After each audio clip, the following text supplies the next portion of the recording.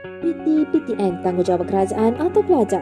Perbadanan Tabung Pendidikan Tinggi Nasional PTPTN ditubuhkan pada 1 Julai 1997 di bawah Akta Perbadanan Tabung Pendidikan Tinggi Nasional 1997 iaitu Akta 566 dan mula beroperasi pada 1 November 1997.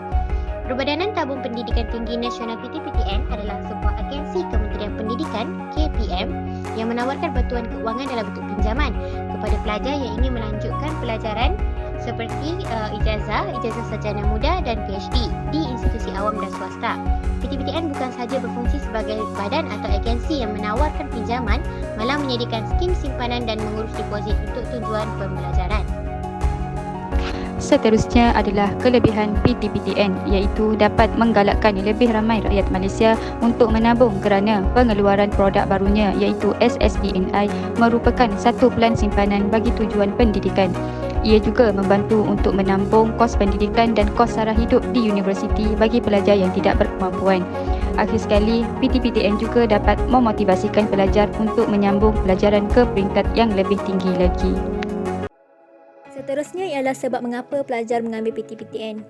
Yang pertama, kerana berada dalam keluarga B40 iaitu keluarga yang dikategorikan sebagai tidak mampu untuk menanggung perbelanjaan semasa di universiti. Dan yang kedua adalah kemampuan kewangan terbatas kerana pembiayaan kos yuran dan penginapan yang tinggi. Yang ketiga adalah tidak mendapat tawaran beasiswa daripada kerajaan negara yang menyebabkan kurang sumber kewangan untuk belajar. Yang keempat, tidak mahu membebani keluarga disebabkan sumber ekonomi yang sangat teruk pada zaman sekarang.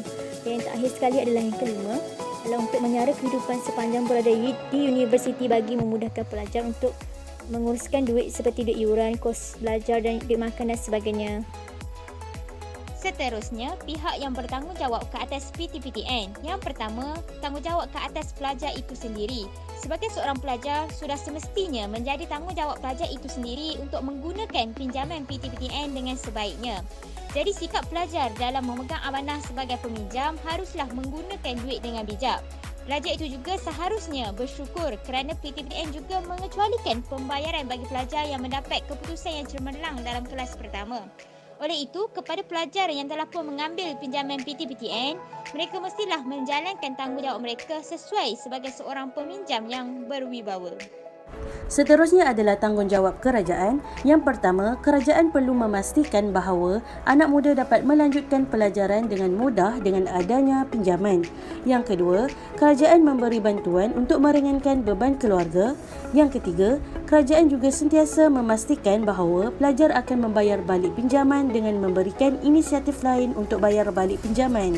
Kesimpulannya, PTPTN merupakan badan atau agensi yang bertanggungjawab untuk memberikan pinjaman kepada pelajar yang akan melanjutkan pelajaran ke peringkat yang lebih tinggi seperti di IPTA maupun IPTF.